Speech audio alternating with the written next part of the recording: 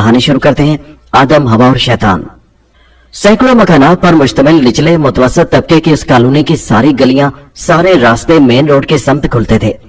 कोई 4 फरलांग लंबी main road के कॉलोनी वाले हाशिए पर पहलू ब पहलू दुकानों का सिलसिला जमा हुआ था, जबकि सड़क के उस पार सरकारी मुलाजमीन के मकानात थे, स्कूल थे, कॉलेज थे, अस्पताल थे, खानदानी मनसूबाबंदी का मरकज था, सिनेमा हाउस भी था और बैंक थे।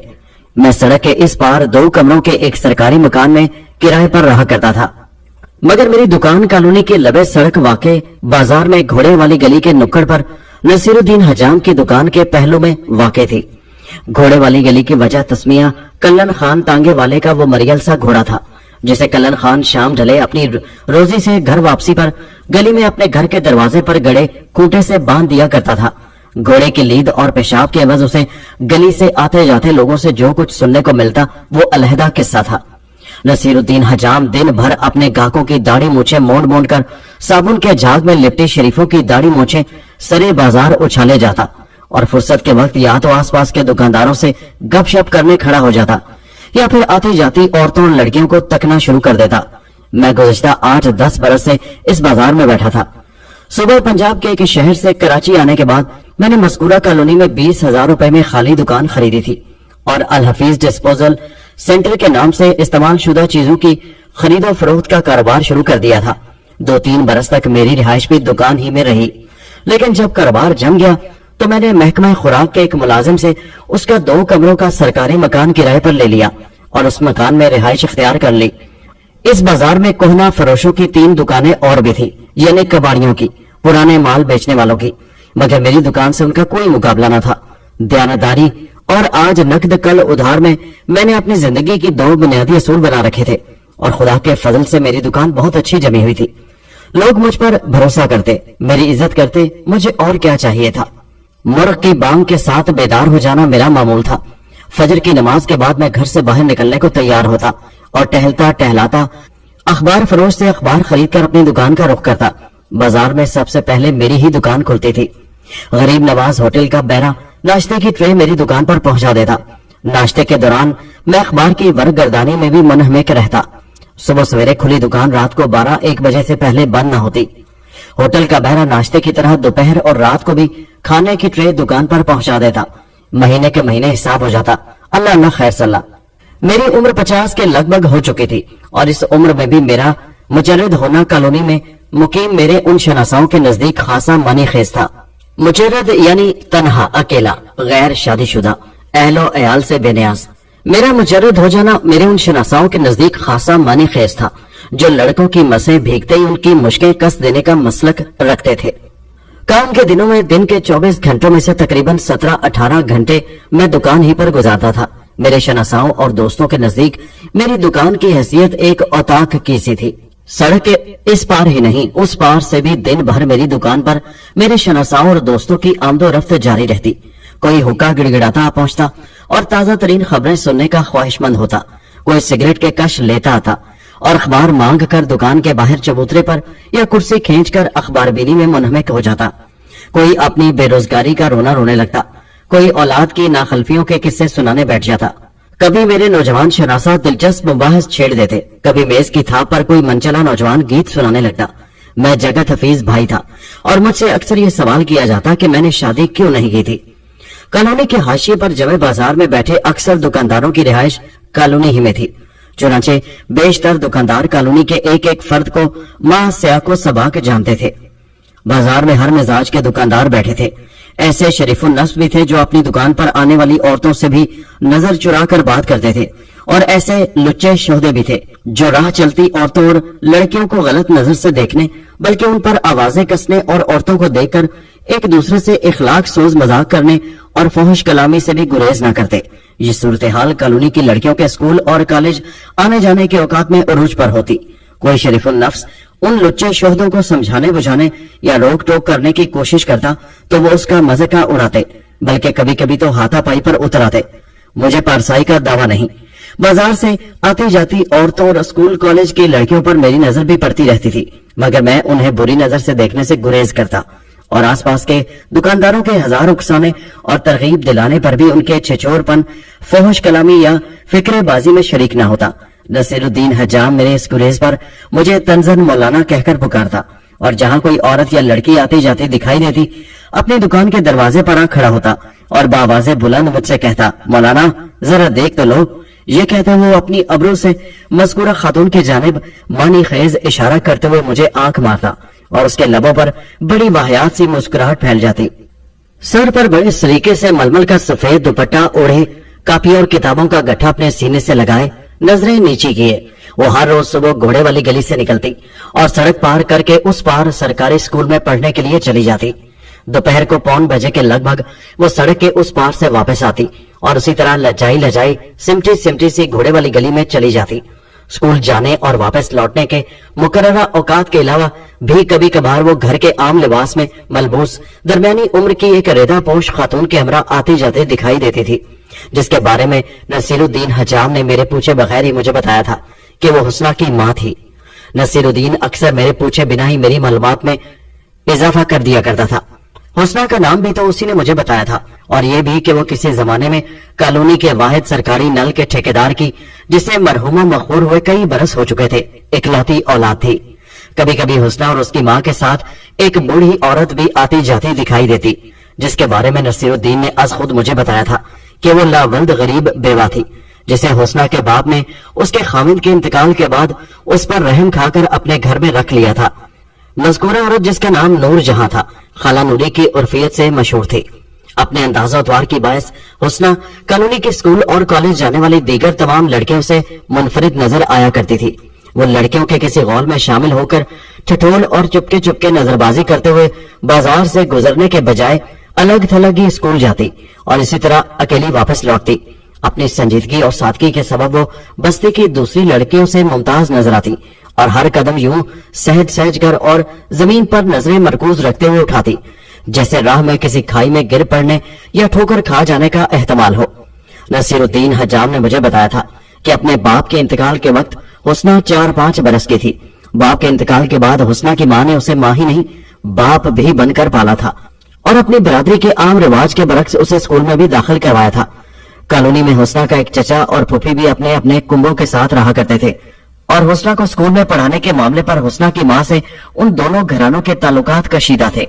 एक रोज अचानक मैंने हुस्ना, उसकी माँ और खाला नूरी को घोड़े वाली गली से उस तौर निकलते देखा कि हुस्ना ने माँ का एक बाजू थाम रखा था और उसके दूसरे हाथ में दवा की खाली बोतल थी। हुस्ना की माँ का दूसरा बाजू खाला नूरी ने पकड़ रखा था। वो दोनों उसे सहारा दिए सड़क के उस पार अस्पताल की जानिब ले गई। कोई 4-5 दिन में बिला नगा यही मंजर देखता रहा और इस दौरान हुस्ना का स्कूल आना जाना मतरूक रहा। और फिर एक रोज नसीरुद्दीन हजाम ने सुबह सवेरे आकर मुझे खबर सुनाई कि गुज़श्ता शब हुस्ना की माँ का इंतकाल हो गया था। जोहर की नमाज के बाद तदफीन होना थी। मैं भी हुस्ना की माँ की तदफीन में शरीक हुआ और ये कोई गैर मामूली बात न थी। इससे कबल भी मैं कॉलोनी के मुतअद्दिद मरहुमीन को कंधा दे चुका था। माँ की मौत के बाद हुस्ना फिर कभी स्कूल जाती आती नजर नहीं आई। ताहम वो खाला नूरी के हमरा सौदा सल्फ खरीदने के लिए गली से बाहर आती जाती अक्सर दिखाई देती। माँ की मौत ने उसके चेहरे पर बिखरी संजीदगी में रंजो इज़्महलाल का रंग भी घोल दिया था। इस आने के चंद माह बाद एक रोज खाला नूरी एक पुराना घड़ियाल फरोख्त करने के लिए मेरी दुकान पर आई। मैंने जानते बूझते हुए भी अनजान बनकर पूछा, कहाँ से लाई हो ये घड़ियाल? बड़ी बी ने तेवरी पर बल डालकर पूछा, क्या मतलब? मैंने कहा, मतलब ये कि बुरा मानने की जरूरत नहीं।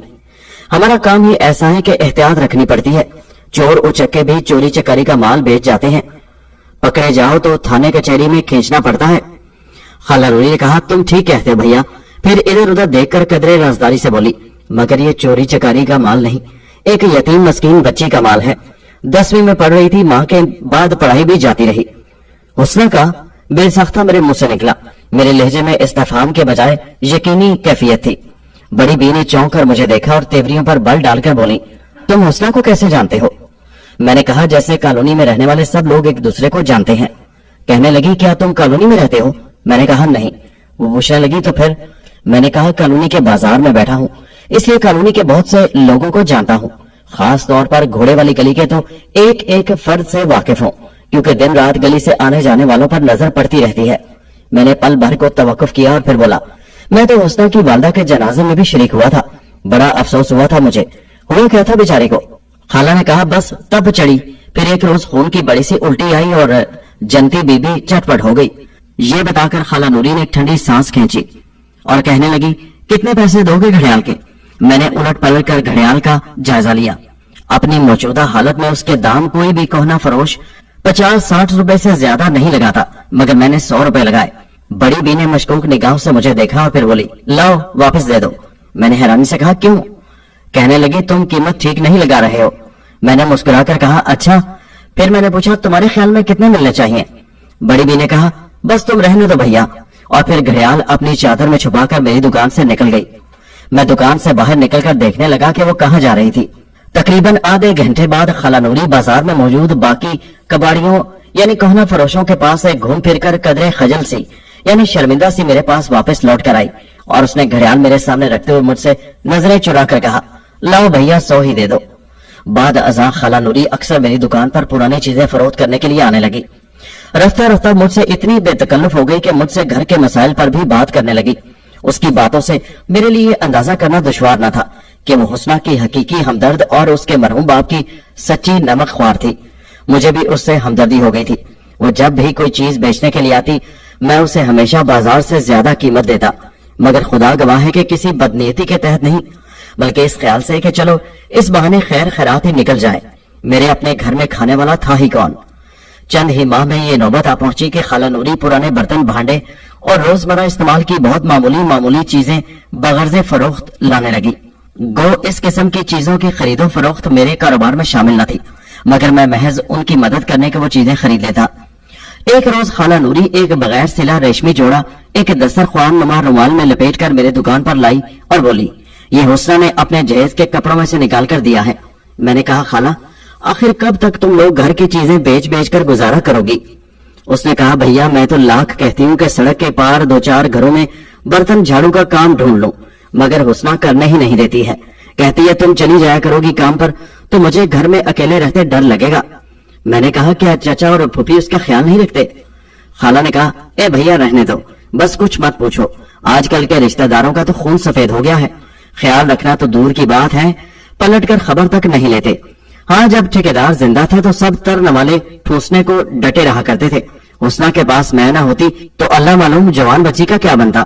ए भैया अल्लाह गवाह है, मैं तो उसे माँ की तरह समेटे बैठी हूँ। खाला नूरी उदास दिखाई देने लगी, फिर खुद कलामी के आलम में बोली, मगर मैं भी भला कब तक बैठी रहूंगी? बूढ़ी औरत हूँ, मेरा क्या पता, आज मर जाऊं तो कल दूसरा दिन। मेरे जी में आया कि उसे हुस्ना को जल्द अज जल्द उसके घर बार की कर देने का मशवरा दूं, मगर मसलहतन इस मशवरे को जुबान पर लाने से गुरेज किया और 100 के 2 नोट उसे देते हुए वो अनसिला जोड़ा भी रुमाल में लपेट कर उसकी तरफ बढ़ा दिया। खाला नूरी ने हैरानी से कहा, ये कपड़े काहे को वापस कर रहे हो भैया? मैंने कहा, खाला ये जोड़ा वापस ले जाकर हुस्ना के जहेज के बाकी जोड़ों के साथ रख देना। अगर तुम मुझे ये ना बताती कि ये जोड़ा हुस्ना के जहेज का है तो मैं इसे रख लेता, मगर अब हरगिज नहीं रखूंगा। खाला ने कहा, क्यों? मैंने कहा, खाला एक यतीम मस्कीन लड़की के जहेज का जोड़ा खरीदता हुआ मैं अच्छा लगूंगा? कहने लगी, तो फिर ये पैसे काहे को दे रहे हो? मैंने कहा, क्योंकि तुम्हें और हुस्ना को इनकी जरूरत है। खाला नूरी ने मशकूक नजरों से मुझे घूरा। मैंने कहा, मैं उधार दे रहा हूँ। मैंने उसकी निगाहों की ताब ना लाते हुए नजरें चुरा कर कहा। खाला कहने लगी, नहीं भैया, कर्ज का बोझ नहीं चढ़ाना है अपने ऊपर, या तो ये जोड़ा रखो वरना अपने पैसे वापस ले लो। मैंने कहा, अरे खाला फिक्र क्यों करती हो, हाथ पड़े तो ये कर्जा वापस कर देना वरना कोई बात नहीं। खाला कहने लगी, ना भैया ना, मैं इसके कायल नहीं। और क्या? कहने लगी, हुस्ना भी ये कर्जा मंजूर ना करेगी, वो बड़ी खुददार लड़की है, आखिर को ठेकेदार की बेटी है। मैंने कहा, रख लो खाला रख लो। खाला ने कहा, ना हरगिज नहीं। खाला ने दोनों नोट मेरे सामने रख दिए और कपड़ों की पोटली उठाकर माइल बरुखसत होते हुए बोली, तुम नहीं खरीदते तो मैं किसी दूसरे को दिखाई देती हूँ, पैसे तुमसे कम देगा, कम ही सही, मगर कर्जा करना मंजूर नहीं। हुस्ना कहती है, खाला जब तक चीजें साथ दे रही हैं ठीक है, कर्जा लेकर हरगिज नहीं खाएंगे। मैं जानता था कि बाजार में बैठा कोई दूसरा कोहना फरोश यानी कबाड़िया खाला नूरी को इस जोड़े के ज्यादा से ज्यादा 100 रुपए भी टका देगा तो बहुत होगा। चुनाचे मैंने कहा, अच्छा लाओ दे जाओ। खाला नूरी को भी अंदाजा था कि मुझसे बेहतर दाम उसे कोई और कोहना फरोश से नहीं मिल सकते। उसने खुश खुश पोटली खोलकर जोड़ा मेरे सामने रखा और 200 रुपए मुट्ठी में दबाए मुझे दुआएं देती रुखसत हुई। चंद रोज बाद खाला नूरी फिर एक पोटली बगल में दबाए आ पहुंची और फिर एक अनसिला रेशमी जोड़ा बेचने को लाई थी। मैंने पूछा, हुस्ना के जहेज का है? खाला नूरी ने इकरार में सर हिला दिया। अगले चंद हफ्तों के दौरान वो यके बाद दीगरे हुस्ना के जहेज के 7 जोड़े मेरे हाथ बेच कर गई। मैंने उसे कम से कम कीमत 150 रुपए दी। एक जोड़ा 400 रुपए में भी खरीदा, लेकिन उन 400 रुपयों में से हुस्ना ने 100 रुपए वापस भिजवा दिए। खाला नूरी ने कहा, हुस्ना कहती है कि उसकी माँ ने वो जोड़ा 400 रुपए में लिया था, तकरीबन 1 बरस ट्रंक में रखा था। बरस भर में कीमत 100 रुपए तो कम हो ही जानी चाहिए। मैं मुस्कुरा कर रह गया कि हम कौन और फरोशों के हिसाब से तो इस जोड़े को ज्यादा से ज्यादा 100 रुपए में खरीदा जाना चाहिए था। पुरानी चीज आखिर पुरानी होती है। खाला नूरी मेरे हाथ हुस्ना के जहेज के जितने भी जोड़े फरोख्त करके गई, उन सब को मैंने यके बाद दीगरे घर ले जाकर एक संदूक में तह बतह रख दिया। मैं उन्हें फरोख्त नहीं करना चाहता था। जिस रोज खाला 7वां जोड़ा फरोख्त करने को लाई तो मैंने कहा, खाला अगर हुस्ना के जहेज के जोड़े एक एक करके यूं फरोख्त करती रही तो उसकी शादी के वक्त क्या होगा? खाला नूरी ने एक सर्द आह खींची और कहा, भैया यही सोच सोच कर मैं बावली हुई जाती हूँ। उसने लहजा भर को तवक्कुफ किया, फिर इधर उधर देखकर आजारी से और शिकायतन बोली, ये तुम्हारा पड़ोसी नसीरुद्दीन हजाम बड़ा बदजात है। मैंने चौंक कर पूछा, क्यों, क्या हुआ? खाला ने कहा, कह तो खैर ये पहले भी कई मरतबा चुका था कि खाला पैसों वैसों की जरूरत हो तो बेतकल्लुफ मांग लेना, और मैं इसे टाल जाया करती थी, मगर कल तो इसने बदजाती की हद कर दी। ए भैया, रात 10 बजे दरवाजे पर आ पहुंचा और जबरदस्ती पैसे देने लगा। अल्लाह जाने कितने पैसे थे, बाहर अंधेरे में दिखाई तो न दिया। मैंने पूछा, तुमने पैसे ले लिए? खाला ने कहा, अरे भैया मैं कौन होती हूँ लेने वाली। हुस्ना खुद दरवाजे पर आ पहुंची और उसने नसीरुद्दीन को ऐसा भटकारा कि दुम दबाकर भाग लिया। मैंने सरगोशी में कहा, अच्छा किया, हुस्ना को समझा देना कि उसको कभी मुंह न लगाए, ये कुछ छिछोरा आदमी है। कहने लगी, वो तो इसके नाम से चिढ़ती है। मैंने कहा, चिढ़ने की कोई खास वजह? खाला बोली, वो कहती है कि ये अच्छा आदमी नहीं है। मैंने पूछा, उससे किसने कहा? खाला कहने लगी, ए भैया किसी के कहने बताने की क्या जरूरत है, सारी कॉलोनी जानती है कि नसीर लुच्चा है, आती जाती औरतों को बुरी नजर से देखता है, लड़कियों बालियों पर आवाजें कसता है। कोई शरीफ औरत इसकी दुकान के सामने से गुजरना पसंद नहीं करती, मगर क्या करें कि मजबूरन गुजरना पड़ता है। अल्लाह बख्शे इसकी बीवी को, वो जनती बीवी इस बदबख्त के लक्षणों की वजह से इतनी शर्मसार रहा करती थी कॉलोनी वालों से कि क्या बताऊं। कॉलोनी वालियां इस खबीज की शिकायत लेकर उसके पास जाती और वो उसे रोकती टोकती तो ये उसे धुनक कर रख देता। 9 साल उस बीवी ने रो रो कर गुजारे। उस कमीने ने उसे दक लगा दी थी, मर गई। मैंने नसीर की दुकान की तरफ नजर उठाते हुए कहा, अब तो ये हजरत 6 बच्चों के लिए दूसरी मां लाने को सोच रहे हैं। खाला ने चौंक कर कहा, अच्छा? मैंने कहा, हाँ। खाला ने कहा, तुमसे किसने कहा? मैंने कहा, कई मरतबा खुद कह चुका है मुझसे। खाला ने दांत पीसे, जवान मरा, अब ना जाने किसका मुकद्दर फोड़ेगा, अल्लाह बचाए ऐसे लुच्चे लफंगों से। मैंने कहा, बस खाला तुम जरा एहतियात रखना घर में, ऐसे लोगों की ना दुश्मनी अच्छी होती है ना मेहरबानी, इनकी हमदर्दी से भी बचना चाहिए। खाला कहने लगी, ठीक कहते हो तुम। फिर मैंने खाला नूरी को उस जोड़े के पैसे दिए जो वो उस दिन बेचने को लाई थी। सब्ज रंग के सादा रेशमी सूट के साथ भारी गोटे का दुपट्टा बड़ी बहार दिखा रहा था। उस जोड़े के एवज मेरे दिए हुए पैसे रुमाल में बांधने के बाद जब खाला दुआएं देती जाने लगी तो मैंने आहिस्ता से कहा, खाला हुस्ना को समझा देना कि तुम्हारे पीछे अगर किसी वक्त नसीरुद्दीन घर पर जा पहुंचे तो जरा होशियार रहे। खाला बोली, भैया मैंने उसे ठेकेदारनी की मौत के बाद काफी पक्का कर दिया है, उसे अच्छी तरह समझा रखा है कि मेरे पीछे कोई घर पर आए तो दरवाजा ना खोले, और अगर अल्लाह ना करे जरा भी ऐसी वैसी बात महसूस करे तो बराबर वालों की दीवार धड़ दे। हमसाए भी अच्छे हैं, ख्याल रखते हैं। ये नसीर जब घर पर आया और हम दोनों ने मिलकर इसे फटकारा तो आसपास के 1-2 घरों के हमसाए भी निकल आए थे और उन्होंने आस्तीनें चढ़ा ली थी कि आ तू उनकी मदद क्या करेगा, हम तेरी खाल को मसाला लगा देंगे। लगा मिनमिनाने के मैं तो खाला नूरी को आए दिन हफीज भाई की दुकान पर आते जाते देखकर मोहल्लेदारी का हक अदा करने आया था कि आखिर कब तक ये घर का सामान बेचकर गुजारा करती रहेंगी, कुछ हक तो हम मोहल्लेदारों का भी है। मैंने कहा, फिर? खाला ने कहा, फिर क्या, हुस्ना ने और मैंने ऐसी सुनाई कि इसे दुम दबाकर भागते बनी। मैंने कहा, अच्छा किया। खाला नूरी के जाने के बाद मैं देर तक इस बात पर गौर करता रहा कि नसीरुद्दीन रात को 10 बजे हुस्ना के घर हमदर्द बनकर क्यों पहुंचा था। नसीर जैसे आदमी से जो राह चलती औरतों को भी अपनी बदनजरी का निशाना बनाए रखता और उन पर आवाजें कसे जाता। ये तवक्को मुहाल थी कि वो एक यतीम हो बसीर मगर जवान लड़की के घर, और वो भी रात के 10 बजे नेक नीति से गया होगा। मुझे अच्छी तरह याद है उस रोज कॉलोनी बाजार में रोजाना सुबह सवेरे खुल जाने वाली हजामों की दुकानें बंद पड़ी थी। नसीरुद्दीन की दुकान भी बंद थी। गरीब नवाज होटल का बैरा हस्बे मामूल नाश्ते की ट्रे मेरी दुकान पर पहुंचा गया था और मैं नाश्ता करने के लिए बैठा ही था कि खाला नूरी मेरी दुकान पर आई। वो कुछ परेशान और मुतफक्कर दिखाई दे रही थी। मेरे पूछने पर उसने पहले तो मुझसे कामिल राजदारी का वादा लिया, फिर बोली, भैया तुम्हारी नेकी की वजह से तुम पर ऐसा भरोसा हो गया है कि तुमसे दुख सुख की बात करने पर दिल ठिकता है। इस वक्त बड़ी परेशानी में आई हूं तुम्हारे पास। मैंने पूछा क्या हुआ?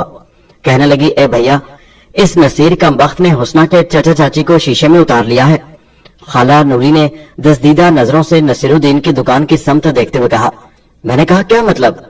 वो कहने लगी, मतलब ये कि कल रात हुस्ना के चाचा चाची घर आए और उन्होंने बताया कि नसीरुद्दीन ने हुस्ना के लिए अपना रिश्ता दिया है। क्या? मैं चौंका। खाला कहने लगी, हाँ भैया कमबख्त ने बाला ही बाला उन्हें रिश्ता दे दिया और उन्हें खिला पिलाकर अपने हक में भी कर लिया है। पुरानी कहावत है कि मुंह खाए आंख लजाए, सो वही हालत उनकी नजर आई मुझे। ए भैया पहले तो दोनों मियाँ बीवी कुछ देर इधर उधर की बातें करते रहे। हुस्ना जिसका हाल चाल भी पलट कर न पूछते थे, उससे चाचा चाची ने वो मीठी मीठी और चिकनी चुपड़ी बातें बनाई कि मैं तो हैरान रह गई। माथा तो मेरा उन्हें देखते ही ठनका था। हुस्ना उनके लिए चाय बनाने को बावर्ची खाने में गई तो मुझसे खुल गए और बता दिया कि नसीरुद्दीन ने हुस्ना के लिए रिश्ता दिया है। मैंने कहा फिर? खाला ने कहा फिर क्या? मैंने तो बिना झिझक कह दिया कि हुस्ना तो 1 से लाख ना तैयार होगी। इस पर वो दोनों मियाँ बीवी लगे नसीरुद्दीन मरदूद की तारीफें करने कि ऐसा है वैसा है, खुशहाल है, बहुत खुश रखेगा वो हुस्ना को। मैंने फिर वही बात की कि हुस्ना किसी कीमत पर राजी ना होगी।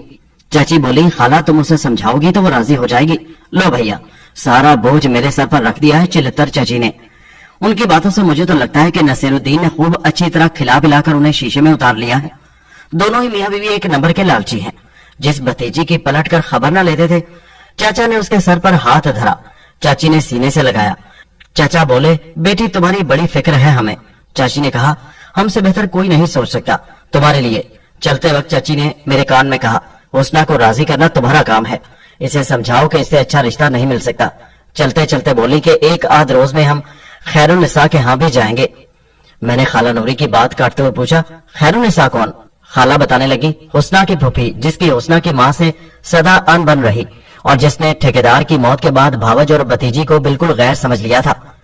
मैंने कहा, हुस्ना से जिक्र किया तुमने उस बात का? खाला कहने लगी, रात को मियाँ बीवी के जाते ही मैंने उसे बताया। मैंने पूछा फिर? कहने लगी, वो तो उछल पड़ी कि जान दे दूंगी, जहर खा लूंगी, छुरा घोंप लूंगी अपने सीने में, मगर ए भैया जोड़ भी तो ना है उस मरदूद से फूल जैसी बच्ची का। कहाँ वो आधी उम्र का मर्दवा और कहाँ हुस्ना, फिर 6 बच्चों का बाप, लुच्चा लफंगा शोधा कमबख्त मरदूद कहीं का। मैंने कहा, बस तो फिक्र का है कि जब लड़की ही राजी नहीं तो फिर किस्सा ही खत्म। खाला कहने लगी, तुम नहीं समझते, हुस्ना का चाचा बड़ा मकार है, वक्त पड़े तो गधे को बाप बना लेता है। कॉलोनी के छठे हुए बदमाशों से उसकी दोस्ती है, पुलिस थाने से उसकी यारी है, एक नंबर का हड हराम और लालची है। मेहनत करके आज तक उसने खाया नहीं, बस तगड़म बाजियों से घर का खर्च चलाता है। अगर उसने तय कर लिया कि हुस्ना की शादी नसीरुद्दीन से होगी तो किसी न किसी चालबाजी से वो ये शादी करवा के रहेगा। रात भर न मैं सो सकी न हुस्ना ने पलक झपकाई। हम दोनों सर जोड़े यही सोचते रहे कि क्या किया जाए। मैंने पूछा, तो फिर क्या सोचा? खाला कहने लगी, भैया यही सोचा कि चुपचाप कहीं निकल लें। मैंने पूछा, कहाँ? कहने लगी, कहीं भी, अल्लाह की दुनिया बहुत बड़ी है, कहीं भी चले जाएंगे, मगर इन मरदूदों से चोरी छुपे। खाना ने लहजा भर को तवक्कुफ किया, फिर इधर उधर देखकर मेरे करीब झुककर बोली, घर बेचने का तो वक्त नहीं, और घर बेचने से उनके कान भी खड़े हो जाएंगे। घर के असबाब का सौदा करना है, हो सके तो तुम आज किसी वक्त चुपके से आकर देख लो, पैसे जो मुनासिब समझो दे देना, अलबत्ता सामान तुम हमारे जाने के बाद उठवाना। हुस्ना कह रही थी कि वो पक्की रसीद पर दस्तखत करके जाएगी ताकि तुम्हें सामान उठवाने में कोई परेशानी ना हो। मैंने कहा, खाला मगर जाओगी कहाँ तुम लोग? कहने लगी, किसी दूसरे शहर निकल लेंगे। मैंने कहा, खाला जवान लड़की को साथ लिए कहाँ फिरोगी? ये दुनिया बहुत खराब जगह है। एक नसीरुद्दीन से हुस्ना को बचाकर घर से निकलोगी तो हर कदम पर एक नए नसीरुद्दीन का सामना करना पड़ेगा। औरत जात के लिए इस दुनिया में बड़ी मुश्किलात हैं। खाला ने एक सर्द आह खींचकर कहा, हाँ वो तो है, तुम्हारे खालू की मौत के बाद बहुत कुछ देखा है मैंने। वो तो कहो ठेकेदार और ठेकेदारनी मेरे हक में फरिश्ता बन गए, वरना खुदा जाने आज मैं कहाँ होती। मैंने कहा, तो अब एक और जवान लड़की को लेकर घर से क्यों निकलना चाहती हो? खाला ने कहा, तो और क्या करूं भैया, बैठी रही तो मासूम लड़की 6 बच्चों के बाप की भेंट चढ़ जाएगी। मैंने कहा, उसकी मर्जी के बगैर कोई जबरदस्ती नहीं कर सकता। खाला ने कहा, वो जबरदस्ती करेंगे, चाचा चाची सरपरस्त बन बैठेंगे। चाचा उसका एक मक्कार और चची हराफा है। दोनों मोहल्ले वालों को भी अपने साथ मिला लेंगे और मैं अगर उनके खिलाफ बोली तो मुझे गैर ठहरा कर घर से निकाल बाहर करेंगे। मैंने कहा ऐसा कोई अंधेर थोड़ी है। खाला ने कहा अंधेर ही है भैया, अंधेर ही है। खाला और भी उदास और परेशान दिखाई देने लगी। फिर उसने कहा तुम आज किसी वक्त चुपके से आकर सामान देख दाख लो और सौदा कर लो ताकि हम जल्द से जल्द निकल जाएं। मैंने कहा खाला मैं तुम्हें घर छोड़कर दर बदर होने का मशवरा नहीं दूंगा, बहुत मुश्किल में पड़ जाओगी तुम। खाला ने कहा तो फिर क्या करूं? हुस्ना बेचारी तो रात से बहुत ही घबराई बैठी है, कहती है खाला फौरन निकलना यहाँ से। मैंने कहा उसे समझाओ खाला कि घबराने से कुछ हासिल नहीं होगा। कहने लगी तो तुम सामान नहीं देखोगे। मैं कोई जवाब ना दे पाया। खाला कुछ देर पुर उम्मीद निगाहों से मुझे देखती रही, फिर उसकी नजरों से उम्मीद मातूम हो गई और वो एक ठंडी सांस भरकर बोली अच्छा भैया चलती हूँ, हुस्ना मेरी राह देख रही होगी, बड़ी उम्मीद लेकर आई थी मैं तुम्हारे पास कि तुम जरूर मदद करोगे। मैंने कहा खाला मैं जिस लायक भी हूँ मदद को तैयार हूँ, मगर एक जवान लड़की के साथ तुम्हें घर छोड़ने का मशवरा नहीं देना चाहता। खाला ने छत के रुख देखा और बड़े दिल गिरफ्तार लहजे में बोली अल्लाह मालिक है। मैंने कहा खाला चाय पियोगी? खाला ने कहा नहीं भैया बस चलूंगी।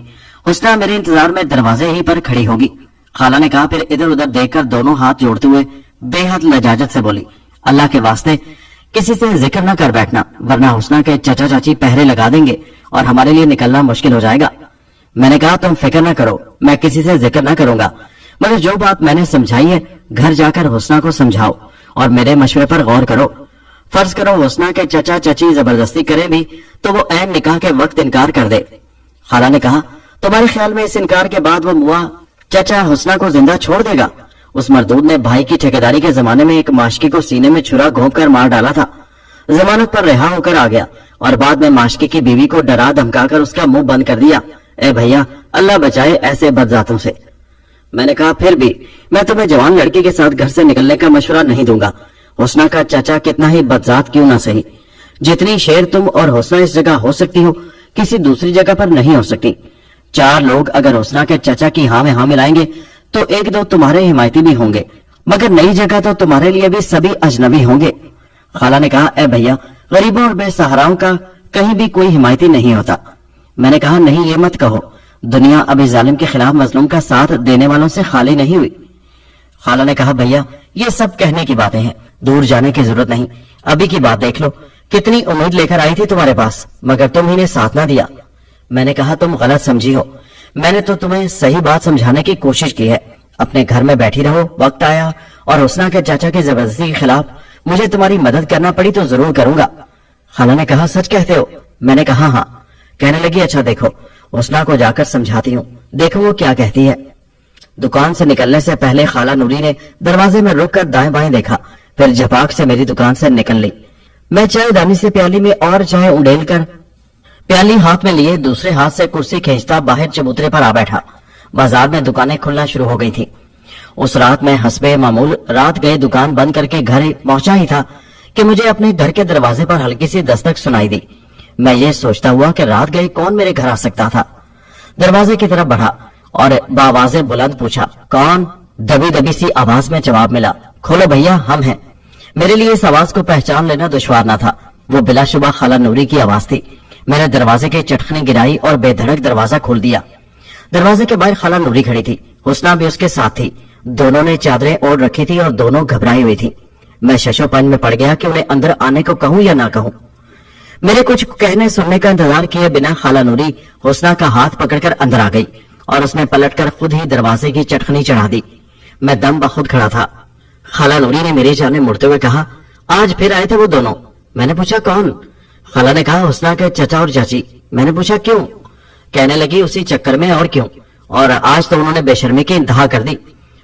हुस्ना के सर पर हाथ रखकर इससे कह दिया कि नसीरुद्दीन से तेरा रिश्ता तय कर रहे हैं। नसीरुद्दीन ऐसा है वैसा है, उल्लू का पट्टा है। आखिरी फिक्रा खाला ने जल भुनकर खुद ही लगाया था। मैंने हुस्ना की तरफ देखा, वो अपनी चादर का घूंघट सा निकाले खड़ी थी। खाला कहने लगी भैया जो बात तुमने मुझे समझाई थी वो मैंने हुस्ना को बताई, मगर ये कहती है नहीं कहीं और चले। मैंने दीवान की तरफ इशारा करते हुए कहा बैठो तो सही। वो दोनों दीवान के किनारे पर टिक गईं। मैंने कुर्सी खींची और उनके रूबरू बैठ गया। मैंने हुस्ना के बजाय खाला को मुखातिब किया देखो खाला, घर छोड़कर जाने से तुम और ज्यादा मसाइल में उलझ जाओगी। हुस्ना ने कहा कोई और रास्ता भी तो नजर नहीं आता, और अपना चेहरा दोनों हाथों में छुपाकर यक बयक बिलक बिलक कर रोने लगी। आंसू वो भी एक नौजवान दोशीजा के, और रात गए। मुझे हुस्ना से इंतहाई हमदर्दी महसूस हुई। मेरा जी चाहा अपनी जगह से उठकर हुस्ना के सर पर हाथ रखकर उसे दिलासा दे दूं, मगर मैं इतनी हिम्मत न कर सका। ये फरीजा खाला नूरी ने अंजाम दिया और हुस्ना को तसल्ली रखने की तलकीन की।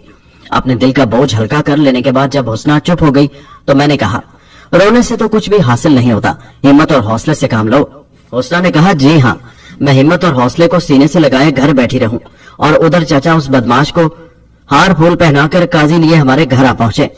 मैंने कहा, क्या फर्क पड़ेगा, तुम इनकार कर देना, उल्टा उन्हीं की इज्जत खाक में मिल जाएगी।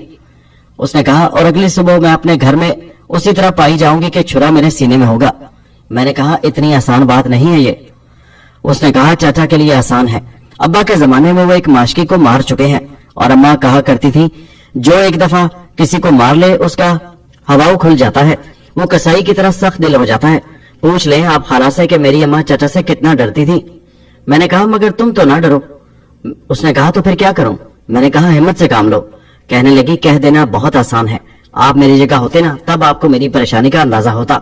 मुझे वो दिन याद आ गए जब हुस्ना स्कूल यूनिफॉर्म पहने, नजरें झुकाए, चुप चुप से मेरी दुकान के सामने से गुजरा करती थी। मेरे गुमान में भी ना था कि हुस्ना को यूं भी बातें करना आती होंगी। मैंने कहा, तुम्हारी परेशानी का अंदाजा तो मुझे अब भी है। उसने कहा, तो फिर खाला को क्यों डरा दिया? मैंने ताज्जुब से कहा, खाला को डरा दिया? वो शाकी लहजे में बोली, और नहीं तो क्या, खाला अच्छी भली राशि थी कि घर का सामान बेच बाच कर कहीं और चले चलेंगे, मगर अब कहती हैं घर छोड़ने से परेशानी बढ़ जाएगी। मैंने कहा, ठीक तो कहती हैं। हुस्ना ने कहा, आपको सामान का सौदा नहीं करना था तो इनकार कर देते, खाला को वरगला क्यों दिया? मैंने कहा, वरगलाया नहीं है, सही राह सुझाई है, घर से निकलने की गलती ना करने का मशवरा दिया है। हुस्ना ने कहा, खाला बता रही थी कि आपने चाचा की जबरदस्ती के खिलाफ हमारी मदद करने का वादा किया है। उसके लहजे में इस्तेफामिया कैफियत थी। मैंने कहा, हाँ। वो कहने लगी, बता सकते हैं आपके किस तरह मदद करेंगे आप हमारी? मैंने कहा, ये तो वक्त आने पर ही देखा जाएगा। वो हिचकिचाते हुए बोली, आप हमें अपने घर में पनाह नहीं दे सकते? मैंने हड़बड़ाकर उसकी तरफ देखा। हुस्ना कहने लगी, अम्मा के जमाने में भी चाचा ने 2-3 मरतबा ऐसे ही उल्टे सीधे लोगों के रिश्ते लगाए थे मेरे, मगर उस वक्त अम्मा बैठी थी सर पर, उन्होंने लताड़ दिया चाचा को। अम्मा कहा करती थी कि हमारे सर पर कोई मर्द नहीं है, इसलिए चाचा हमें कमजोर समझते हैं। फिर भी अम्मा मुकाबला कर लिया करती थी, मगर अब तो अम्मा भी नहीं, चाचा जितनी जबरदस्ती ना कर जाएं कम है। मैंने कहा, खाला नूरी तो बता रही थी कि उस रात जब नसीरुद्दीन तुम्हारे दरवाजे पर आया तो तुमने उसे खूब लताड़ा था, चाचा जबरदस्ती करें तो उन्हें भी लताड़ देना। वो कहने लगी, अब इतनी हिम्मत वाली भी नहीं हूं मैं, मुझे चाचा की सूरत देखे से ही डर लगता है।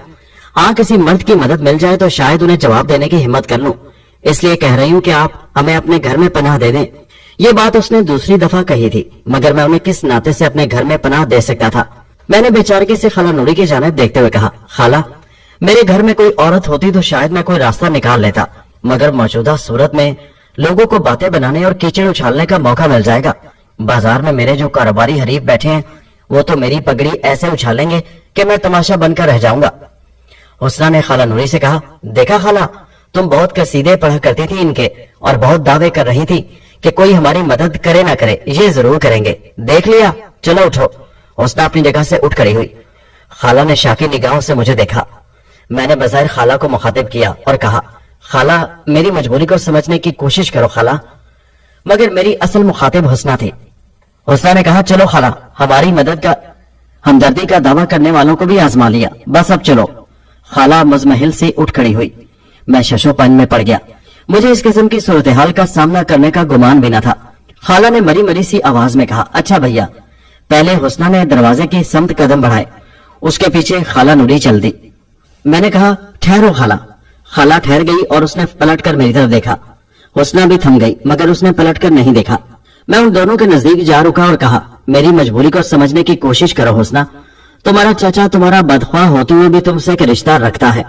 तुम्हारे साथ उसकी ज्यादती पर अगर 10 उसके मुखालिफ होंगे तो कोई एक भी ऐसा नहीं होगा जो उसके और तुम्हारे रिश्ते को शक की नजर से देख सके, जबकि मैं लाख तुम्हारा बही ख्वाह और हमदर्द सही, मगर तुम्हारे साथ मेरी हमदर्दी को हर शख्स मशकूक नजर से देखेगा।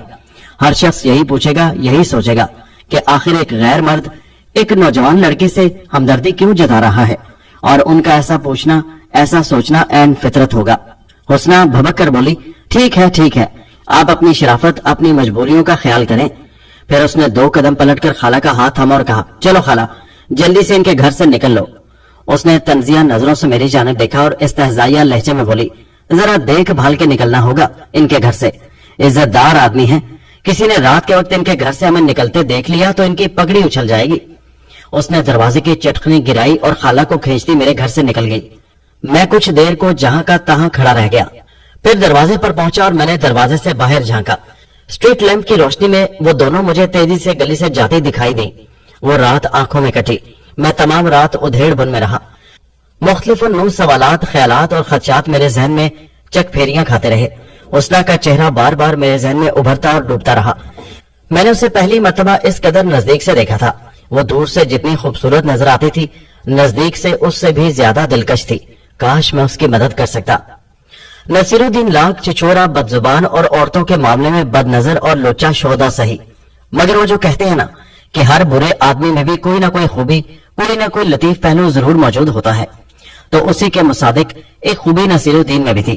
میرے کہنے کا مقصد یہ ہرگز نہیں کہ نصیر الدین میں فقط وہی ایک خوبی تھی, اور بھی خوبیاں ہوں گی, مگر دوستوں کی نسبت اس میں ایک خوبی یہ تھی کہ اگر کوئی دوست کبھی کسی معاملے میں اس کی مدد کا طلبگار ہوتا تو وہ اپنی جان تک داؤ پر لگا دینے کو تیار ہو جاتا. حسنا اور خالہ نوری کے جانے کے بعد میں نے بہت سوچ بچار کی اور آخرکار اس نتیجے پر پہنچا کہ حسنا کی مدد کرنے کے لیے مجھے نصیر الدین کی اسی خوبی سے فائدہ اٹھانے کی کوشش کرنی چاہیے. نصیر الدین کی دکان پر صبح اور شام کے اوقات میں گاہکوں کی بھیڑ رہا کرتی تھی. صبح سویرے حجامت کروانے, خط بنوانے, غسل خانے اور حجام خانے کے حمام میں غسل کرنے کے لیے آنے والوں کی جو لائن لگتی تو 10 ساڑھے 10 بجے تک کہیں جا کر فراغت ہوتی. پھر 4-5 بجے تک اکا دکا گاہک آتے رہتے. شام کو پھر بھیڑ ہو جاتی. فراغت کے اوقات آتے ہی وہ اپنی دکان کو اپنے مددگار چھوکرے پر چھوڑ میری دکان پر گپ شپ کرنے آ بیٹھتا. ہم باہر چبوترے پر کرسیاں ڈالے بیٹھے ہوتے تو خیر, اگر دکان کے اندر بیٹھے ہوئے ہوتے تو اپنی کرسی ایسے زاویے پر رکھتا کہ باہر فٹ پاتھ یا سڑک پر آتی جاتی عورتیں نظر آتی رہیں اور اس کی اپنی دکان پر بھی نظر رہے. غریب نواز ہوٹل کا کوئی بہرا, سڑک کے اس پار ایرانی ریسٹورنٹ کا کوئی لڑکا یا مالا باری چائے خانے کا کوئی چھوکرا کانچ کے گلاس چھنکاتا گزرتا تو میں اسے بآواز بلند پکار کر چائے کا آرڈر دے دیتا. کبھی آس پاس کا کوئی اور دکاندار بھی شریک محفل ہو جاتا. ہم باہم گپ شپ کرتے, مختلف موضوعات پر بات چیت ہوتی. چائے آ جاتی تو چائے کی چسکیاں بھی چلتی رہتی. اس دوران کوئی گاہک آ جاتا تو میں اس سے بھی گفت و شنید کرتا. نصیر الدین کی دکان پر کوئی گاہک آ ٹپکتا تو نصیر کا مددگار چھوکرا اسے آواز دے کر بلا لیتا. اس روز میں نے نصیر الدین کے فراغت پا کر اپنی دکان پر آ بیٹھنے کا بے تابانہ انتظار کیا. سوئے اتفاق جو ہی میری دکان میں آ کر بیٹھا, پٹھان چائے والے کا لڑکا زرین خان اپنے نیلے رنگ کی چائے دانی اور قہوے کی ننھی منی پیالیاں لے کر گزرتا دکھائی دیا. میں نے آواز لگائی زرین خانہ, اور اشارہ کرتے ہوئے کہا دلترا شاہ. لڑکا مسکراتا ہوا میری دکان میں آ گیا. میں نے اس سے کہا ملائی والی اسپیشل چائے کے 2 گلاس. اس کے جانے کے بعد میں نے نصیر الدین کی طرف دیکھا تو اسے معنی خیز انداز میں مسکراتے اور گہری نگاہوں سے اپنی جانب دیکھتے پایا. مجھے اپنی طرف متوجہ پا کر اس نے آنکھ دبائی اور بولا کیا بات ہے مولانا, آج کچھ زیادہ ہی خوش ہو. میں نے دونوں ہاتھ سینے پر باندھتے ہوئے کہا ہاں. وہ بولا خیریت تو ہے. میں نے کہا تم مجھ سے بہت کہا کرتے تھے نا کہ مولانا شادی کر لو شادی کر لو. وہ سنبھل کر بیٹھ گیا. ہاں. میں نے کہا تو بھائی ہم نے تمہارے اصرار کے آگے گھٹنے ٹیک دینے کا فیصلہ کر لیا ہے. وہ اچھل پڑا واقعی. میں نے کہا ہاں. کہنے لگا سچ کہہ رہے ہو مولانا. میں نے کہا ہاں بھائی. وہ بولا مذاق تو نہیں کر رہے. میں نے کہا میں نے پہلے کبھی مذاق کیا ہے. وہ بولا اچھا یہ بتاؤ کہ کہاں کر رہے ہو, کس سے کر رہے ہو اور کب کر رہے ہو. اس نے ایک ہی سانس میں 3 سوال داغ دیے. میں نے کہا بھائی ابھی تو لڑکی منتخب کی ہے, باقی سارے مراحل طے کرنے باقی ہیں اور اس سلسلے میں مجھے تمہاری مدد کی ضرورت ہے.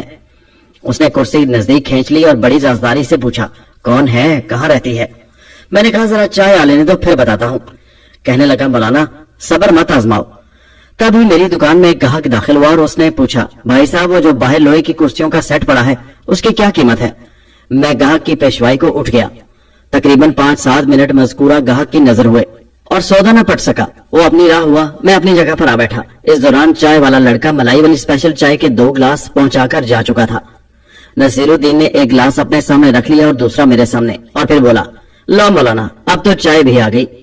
میں اس کی بےتابی پر مسکرا دیا, مگر اگلے ہی لمحے میری مسکراہٹ اس خیال سے کافور ہو گئی कि कहीं गुज़श्ता शब हुस्ना और खाला नूरी मेरे घर से निकलने के बाद अपने घर जाने के बजाय कहीं और न चली गई हूँ।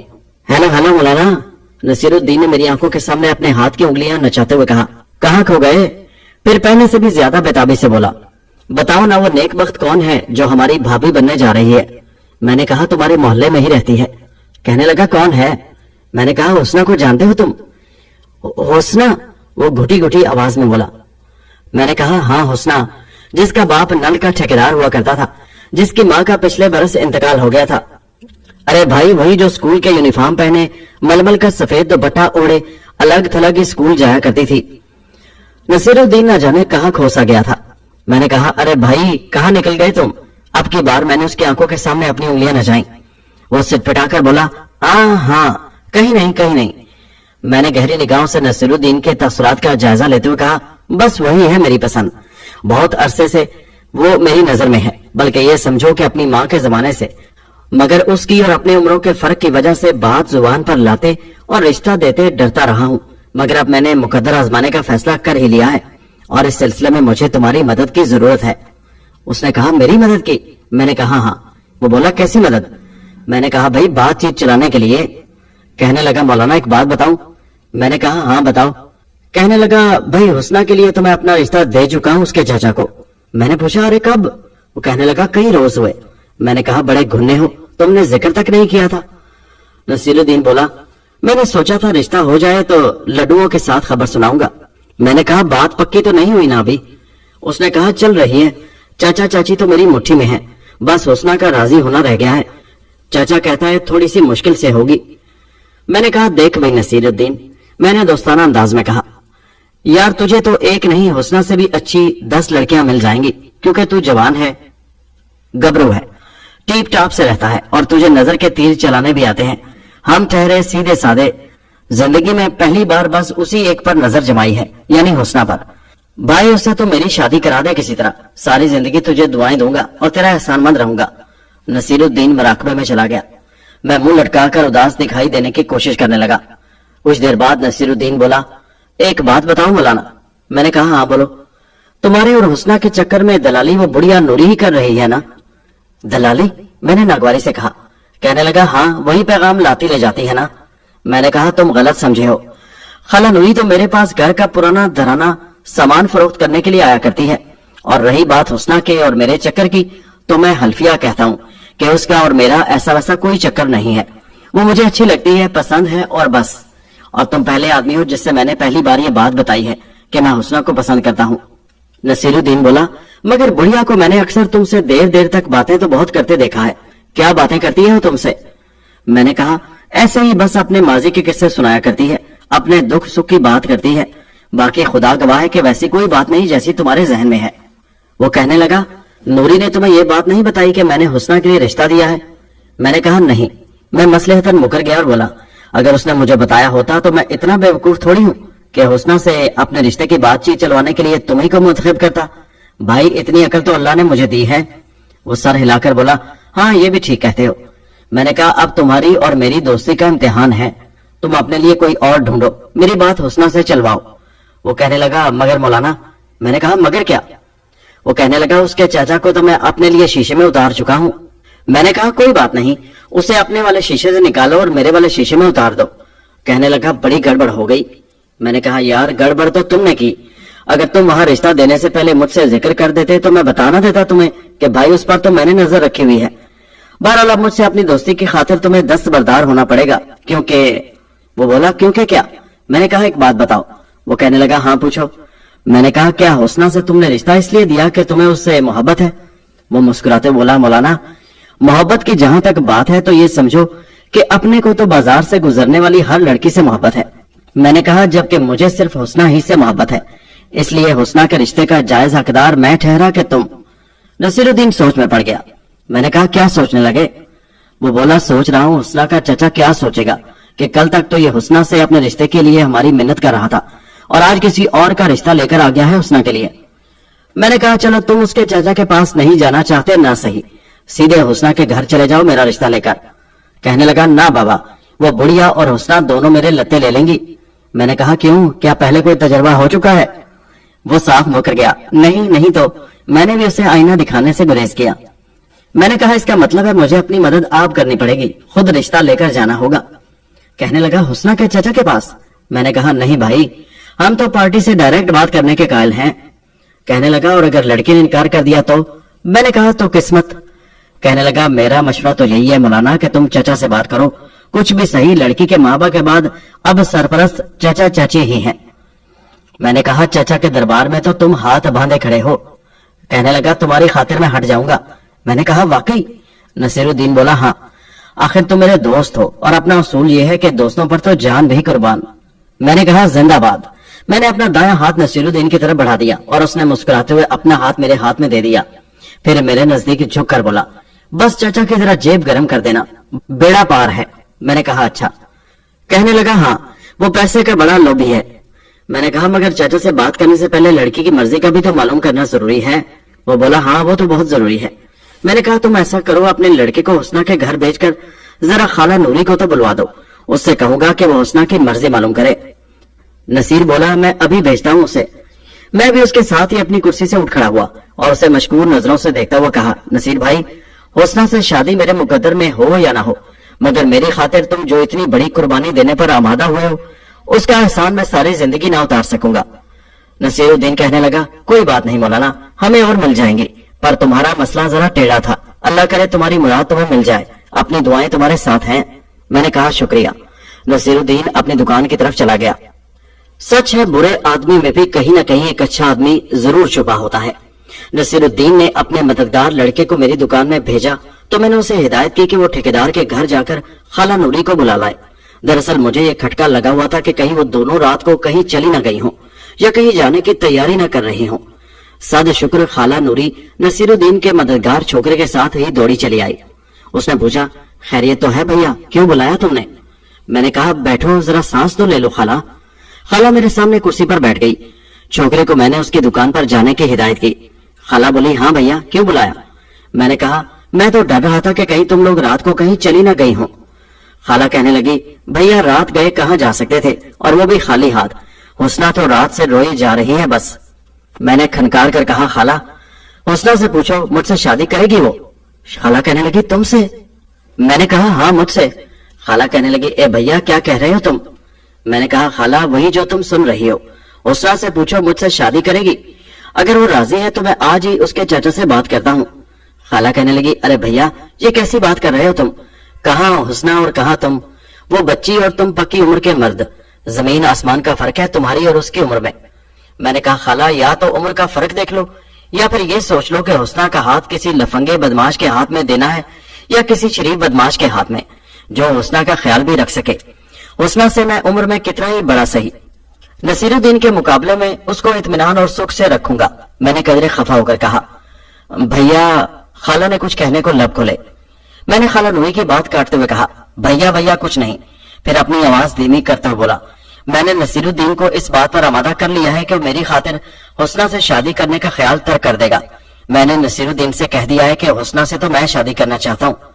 हुस्ना को नसीर से बचाने की फौरी तरकीब यही आई है मेरे जहन में, आगे उसकी मर्जी। खाला नीम दिली से बोली, अच्छा, जाकर बताती हूँ हुस्ना को। मैंने कहा, जवाब मुझे आज ही चाहिए ताकि मैं उसके चाचा से मिलकर बात करूं। खाला ने कहा, अच्छी बात है। मैंने कहा, खाला, उसे बता देना कि सुख से रखूंगा, रोटी कपड़े की तंगी नहीं होगी। खुदा ने चाहा तो वो अपने मुकद्दर को कोसने की नौबत नहीं पाएगी। और हाँ, उसे ये भी बता देना कि उसे अपने घर में अमान देने का यही फौरी रास्ता सुझाई दिया है मुझे।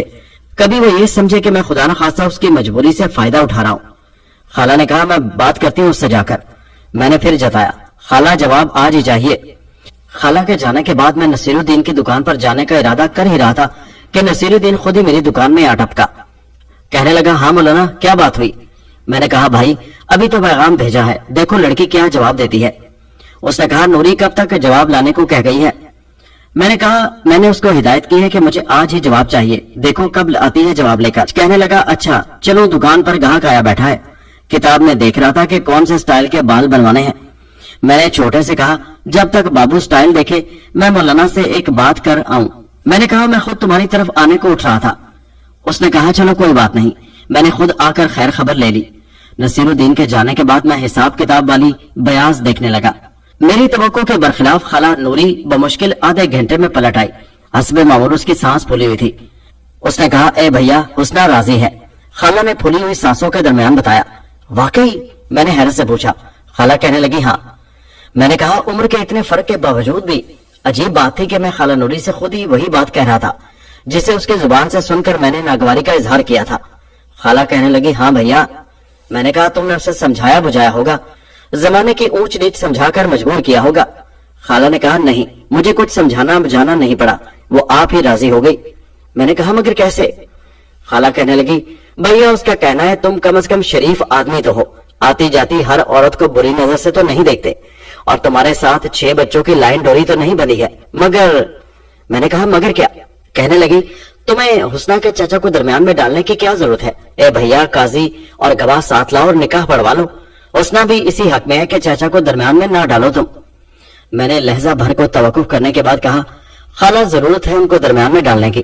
حسنہ کو سمجھا دو جا کر کہ اس کے چچا کو درمیان میں ڈالنا اس لیے ضروری ہے کہ میں اسے کسی بدنامی یا رسوائی کے ساتھ نہیں بلکہ پوری عزت اور احترام کے ساتھ اپنے گھر لے جانا چاہتا ہوں. خالہ مجھے تشکرانہ نگاہوں سے دیکھنے لگی. میں نے پوچھا ویسے حسنہ راضی تو ہے نا؟ کہنے لگی ہاں بھیا پکی راضی ہے, بلکہ بہت خوشی سے راضی ہے. میں نے کہا بس تو میں آج اس کے چاچا سے بات کرتا ہوں. کہنے لگی وہ تو یہ کہہ دے گا کہ حسنہ کا رشتہ تو نصیر الدین سے چل رہا ہے. میں نے کہا اس کی تم فکر نہ کرو, اس سے نمٹنا میرا کام ہے. خالہ کے جاتے ہی نصیر الدین پھر میری دکان میں آ موجود ہوا اور اس نے پوچھا مولانا کیا جواب ملا؟ میں نے کہا راضی ہے. نصیر الدین نے کہا سچ کہہ رہے ہو؟ نصیر الدین نے اپنا دایاں ہاتھ میری طرف بڑھاتے ہوئے کہا. اس کے لہجے سے بے یقینی آیا تھی. میں نے کہا ہاں. میں نے اپنا دایاں ہاتھ اس کے پھیلے ہوئے ہاتھ پر اوندا دیا. اس نے میرے ہاتھ کی پشت پر اپنا بایاں ہاتھ دھرتے ہوئے میرے ہاتھ کو اپنے دونوں ہاتھوں کے بیچ دباتے ہوئے کہا مبارکہ مبارکہ. مگر اس کی آنکھیں اس کے لہجے کا ساتھ نہ دے سکیں. مجھے اس کی آنکھوں میں نمی کی ایک ہلکی سی رو نظر آئی جسے وہ کمال ہوشیاری سے اپنی مسکراہٹ کی آڑ میں چھپا گیا. میں نے پوچھا حسنہ کے چچا کے پاس چلو گے نا میرے ساتھ؟ کہنے لگا مولانا میں کیا کروں گا جا کر, بلکہ کہیں ایسا نہ ہو کہ تمہارے ساتھ میرے جانے سے چچا کسی شک میں پڑ جائے. ارے مولانا اپنی وکالت کے لیے تم اکیلے ہی کافی ہو. میں نے کہا نہیں, میں اس خیال سے کہہ رہا تھا کہ کہیں وہ یہ نہ کہے کہ حسنہ کی بات تو نصیر الدین سے چل رہی اور مجھے ٹرخا دے. کہنے لگا تم کہہ دینا نصیر الدین کو کوئی اعتراض نہیں. میں نے کہا تم ساتھ ہوگے تو یہ بات زیادہ بہتر طور پر کہہ سکو گے. کہنے لگا ارے مولانا تم ساری مسلطیں چھوڑو اور اللہ کا نام لے کر وہاں جاؤ تو صحیح. بس ایک بات کا خیال رکھنا کہ خالی ہاتھ اور خالی جیب لے کر مت جانا. پھل پھلواری مٹھائی لے کر جانا اور چچا کے چھوٹے بچوں کے ہاتھ میں لال نوٹ سے کم نہ تھمانا. چچا تو تمہارے تلوے چاٹنے لگے گا. بہت ہی لالچی ہے اور بہت ہی کمینہ آدمی ہے وہ. میں نے کہا پھر بھی اگر اس نے تم سے حسنہ کے رشتے کی بات کو آڑ بنایا تو؟ کہنے لگا تو تم اسے ساتھ لے کر میرے پاس آ جانا. میں کہہ دوں گا کہ ہاں میں نے کوئی اور دیکھ لی ہے, تم بسم اللہ کر کے جاؤ تو صحیح. تمہارے لیے تو لڑکی راضی ہے, کوئی مسئلہ ہی نہیں, فٹافٹ کام ہوگا. نصیر الدین جیسے بدنام آدمی کا یہ روپ کتنا بھلا تھا. نصیر الدین نے حسنہ کے چچا کے بارے میں جو کہا تھا وہ سرے منہ غلط ثابت نہ ہوا. وہ واقعی ایک لالچی آدمی نکلا. اسے مٹھی میں لینے کے لیے مجھے رقم تو اچھی خاصی خرچ کرنا پڑی, مگر ایک مرتبہ قابو میں آ جانے کے بعد وہ میرے اشاروں پر ایسا ناچا کہ باپ بڑا نہ بھیا سب سے بڑا روپیہ کی عملی تفسیر پیش کر دی. میرے احباب کو خاصی حیرانی تھی کہ میں آدھی عمر میں ایک نوخیز دوشیزہ سے شادی کیوں کر رہا تھا. ان کا خیال تھا کہ مجھے اگر شادی کرنا ہی تھی تو میں اپنے جوڑ کی کسی سنجیدہ اور بردبار عورت سے شادی کرتا. یہ کیا کہ پکے بالوں والے سر کے ساتھ میں 16-17 برس کی ایک لڑکی سے شادی کر رہا تھا. باتیں بنانے والوں نے خوب باتیں بنائیں مگر میں نے کسی کی پرواہ نہ کی. نصیر الدین کے جذبہ اثار اور وسیع القلبی کی داد نہ دینا نا انصافی ہوگی کہ وہ رضاکارانہ طور پر نہ صرف میرے راستے سے ہٹ گیا بلکہ اس نے ہر مرحلے پر میری معاملت اور رہنمائی کی اور باتیں بنانے والوں کو منہ توڑ جواب دینے سے بھی گریز نہ کیا. لڑکی تو راضی تھی ہی. چاچا کے قابو آ جانے کے بعد رشتہ طے ہونے میں زیادہ دیر نہیں لگی. بری کے جوڑوں اور زیورات کی تیاری اگرچہ حسنہ کی چچی نے کی, تاہم محلہ داروں اور رشتہ داروں سے چوری چھپے حسنہ کی پسند شامل حال رہی. میں نے جی کھول کر پیسہ خرچ کیا. شادی سے قبل جب مہر اور نان نقفہ کے معاملات طے کرنے کے لیے نشست جمی تو حسنہ کے چچا نے رائے دی کہ شادی کے بعد میں اپنے کرائے کے مکان سے حسنہ کے موروثی مکان میں منتقل ہو جاؤں, مگر میں نے صاف منع کر دیا کیونکہ اول تو میں کسی کو یہ کہنے کا موقع نہیں دینا چاہتا تھا کہ حسنہ سے میں نے اس کے موروثی مکان کے لالچ میں شادی کی تھی. دو مجھے کالونی کا ماحول پسند نہ تھا. میں حسنہ کو صاف ستھرے اور تہذیب یافتہ ماحول میں رکھنا چاہتا تھا۔ میرے انکار پر حسنہ کی چچی بولی، ہر مہینے مکان کا کرایہ دینے کی علت سے بچ جاؤ گے تم۔ میں نے کہا میرے پاس 200 گز کا ایک پلاٹ موجود ہے، مکان کا نقشہ بنوا چکا ہوں، جلدی مکان کی تعمیر شروع کروانے کا ارادہ ہے۔ چچا رشک سے بولے، بھائی واہ، حسنہ تو بہت ہی نصیبوں والی ہے۔ چچی نے کہا وہ تو خیر ہے، بری کے جوڑے اور زیور دیکھ کر اپنے آس پڑوس والیوں کے منہ کھلے کے کھلے رہ گئے۔ چاچا نے تائید کی، ہاں بھائی حسنہ ہے تو مقدر والی۔ متعدد مراحل سے گزرنے کے بعد آخرکار حسنہ سے میری شادی ہو گئی۔